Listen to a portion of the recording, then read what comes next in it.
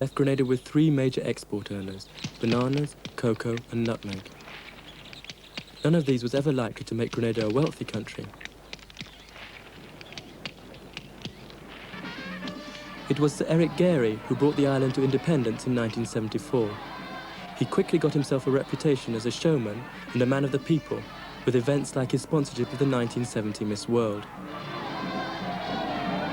He also became known as a corrupt and brutal dictator who took little trouble to hide his methods of dealing with his opponents.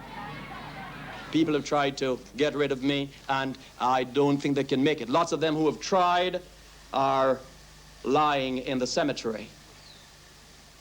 How did they die, Prime Minister? How are they doing? How did they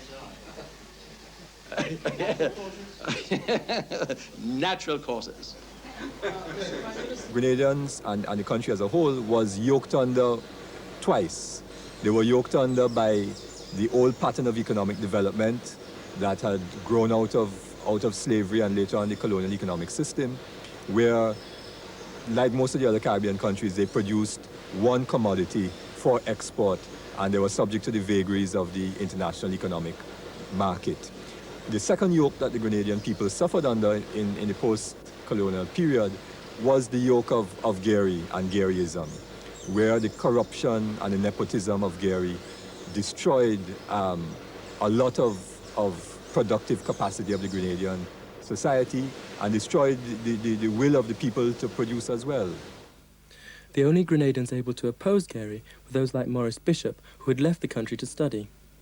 Bishop had been born into a middle-class background. His father, a merchant, was a lukewarm Gairy supporter, who ironically met his death at the hands of Gairy's followers. Bishop came to London to study law, but quickly became involved in island politics, as did most young men of his age and background.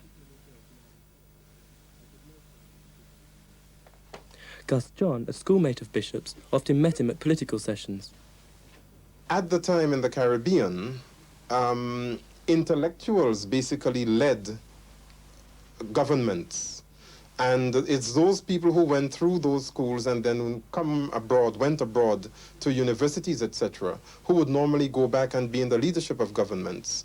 And certainly at Presentation College, during the time that Morris was there, we used to have debates about how best Grenada was to be liberated from the colonial regime led by Eric Gairy at the time, who as early as that period was known to be corrupt and very brutal, and led the country very much by coercion.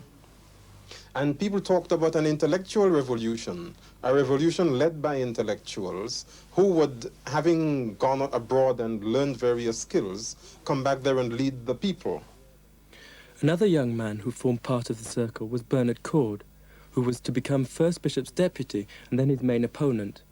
He too came from a middle-class background. He had left Grenada to study economics. But whilst in London, he became a teacher and deeply involved in education politics. It was when he left Britain to teach in Jamaica that Cord's politics began to take a more hard-line direction than most of his contemporaries.